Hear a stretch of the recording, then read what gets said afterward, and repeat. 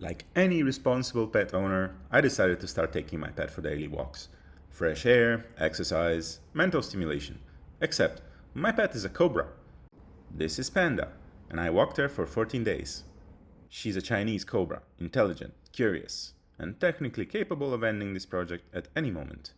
So naturally, I thought, she could use some fresh air.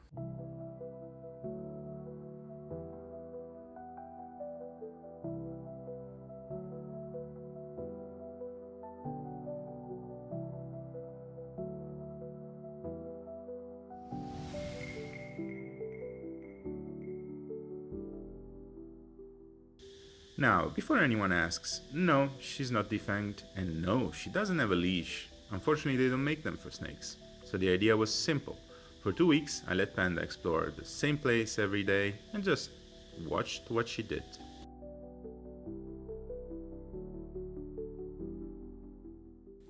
Because when you spend enough time with one snake, you start noticing something interesting. They're not just instinct machines, there's more depth to them than most people think. I never wanted to keep cobras. I always thought they were stubborn, hard to work with, and dangerous. Then my friend Chris suggested me to get Panda.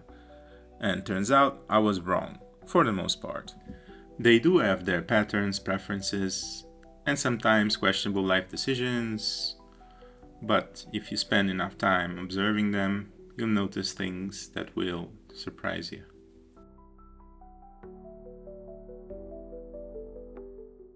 Panda's background is vague. I was told she was about 2.5 years old, but honestly, I had questions. Her exact origin is unknown.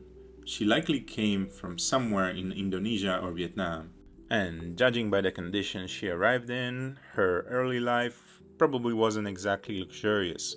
When I got her, her snout was destroyed, which makes me suspect she spent a long time pushing against wood, probably in some kind of crate.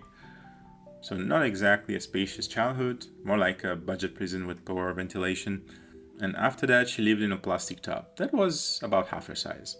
So between the wooden crate phase and the shoebox apartment, movement was not exactly a big part of her lifestyle. Which probably explains why, when I got her, she was massive. And not just big, she was nearly obese. Less streamlined forest predator, more venomous sausage. So between the limited space and what was clearly a very committed feeding schedule, the sausageness did not happen by accident. I was told she was 2.5 years old, but with her size and condition I honestly wasn't sure what to believe. So, either she was older than advertised, or she had basically been living the reptile version of eat, sleep, and never exercise. And then there was the food issue. At first, she refused everything except chicken drumsticks, which is a strangely specific preference, and the kind of thing that makes you wonder what exactly was on the menu before you got involved. Thankfully, she eventually switched over to frozen thawed chicks, which is a lot more practical, a lot more normal, and a lot less suspicious. So her past is mostly guesswork. Unknown age, unknown breeder, unknown early conditions, but whatever the start was, she adapted. And over time, she became one of the most interesting animals I've ever worked with.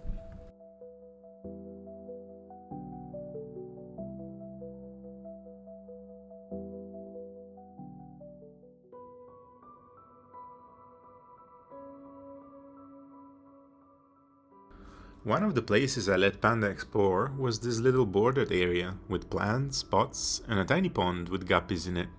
The border is really low, maybe 20 centimeters, so physically she could have gone over it without much effort. But what interested me was that she often didn't.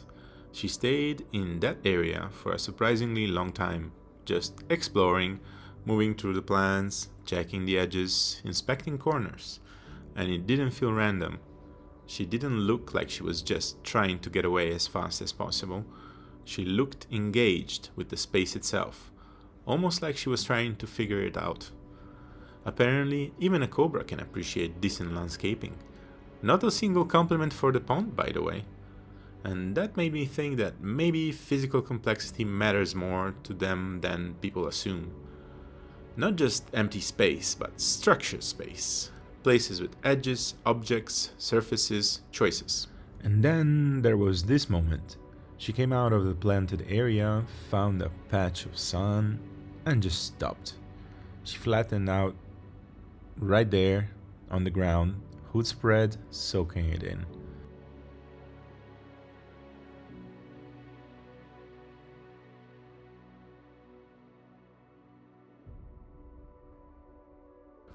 Another thing I let her explore was a handrail, and that was useful for a different reason, because a handrail forces constant adjustment, balance, coordination, grip, body control. Every movement has to be precise, and for Panda, that's actually good exercise, not just mentally but physically. When I first got Panda, she was basically built like a venomous baguette. So watching her balance and move with more control over time was genuinely satisfying.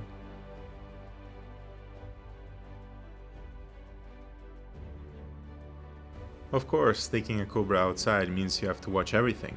Every gap, every hole, every place she could get herself stuck or disappear into. You can't lock your eyes on one spot for even a moment and assume everything's fine.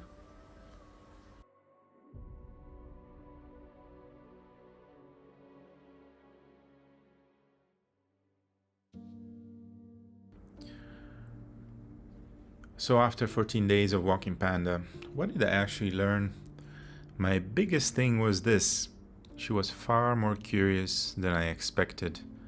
Not just alert, not just reactive, curious. She wasn't moving like an animal that only wanted to escape.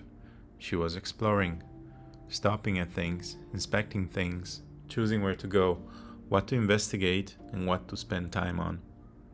And I think part of that changed over the 2 weeks. At first, some of her attention was still on me, on what I was doing, where I was, whether I was a problem. But as time went on, she stopped reacting to me fearfully. And once that happened, it felt like curiosity had more room to appear. She could pay less attention to me and more attention to the world around her. That was probably the most interesting part, because once she felt more comfortable, she didn't just move, she studied textures, edges, plants, objects, spaces. At times, it genuinely felt almost childlike, like she was learning what things were, what they felt like, how they worked, whether they were worth climbing on, hiding under, or staring at for no obvious reason. And the other thing I learned is that she clearly liked being out. There were multiple times when putting her back in her enclosure was the part she disagreed with the most. She would try to come back out or immediately start looking for a way back into the world. And for an animal that may have spent years in wooden crates and then in a tub half her size, that meant something to me. Because once she had space to move, climb, balance, explore, and choose, it was obvious that it mattered. And I think that's the biggest lesson in all of this. Especially with active snakes, they probably need much more than we usually give them. More space, more movement, more variation, more opportunities to actually use their bodies and attention. Not because they need to be entertained like people do, but because they seem to come alive when they have something real to engage with. What surprised me most about Panda wasn't her calmness, it was her curiosity. Once fear stepped back, curiosity stepped in. And maybe that's why these walks mattered. Not because they changed what she was, but because they gave her more room to show it. She wasn't trying to escape the world, she was trying to experience it. And honestly, that was beautiful to watch.